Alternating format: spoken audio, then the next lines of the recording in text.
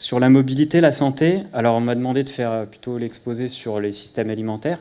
J'ai pas trop travaillé la question, mais je dirais un peu la même chose, c'est-à-dire que la mobilité, ces questions-là, posent la question de est-ce qu'on veut toujours, est-ce qu'on aura la possibilité de bouger autant? Et ça va même plus loin, c'est même plus un choix.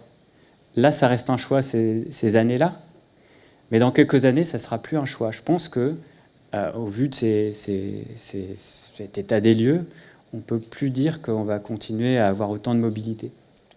Et même les transports en commun, je veux dire, ça consomme des énergies fossiles, de l'électricité, c'est des systèmes industriels, il faut du lithium, des pneus, du caoutchouc. On va le trouver où le caoutchouc? Dans les pays en développement, etc. Donc tout le système industriel, pour moi, est à remettre en question. Et là, c'est là que c'est passionnant, c'est que le mouvement de la transition doit s'approprier la médecine.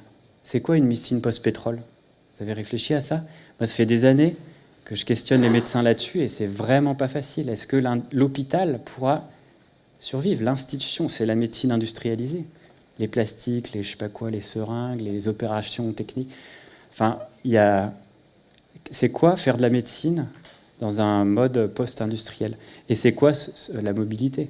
Et là, ça pose des questions passionnantes du genre, est-ce que la sédentarité est encore possible?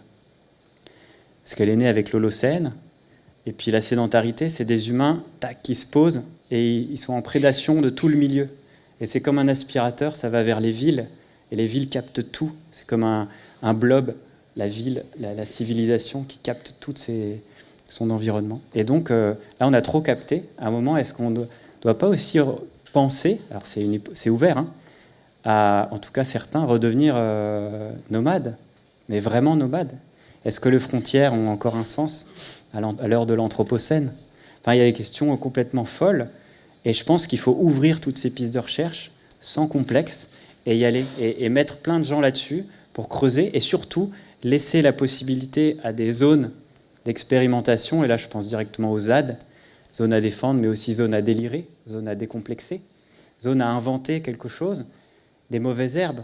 Il faut des zones de mauvaises herbes. Je parle aux agronomes. Les mauvaises herbes, c'est l'expression de Brassens. Je suis de la mauvaise herbe, brave Jean, on en a besoin, parce que la résilience, elle vient de la diversité d'un système à retomber sur ses pattes. Si tout est en monoculture et qu'il y a un problème, on est mort.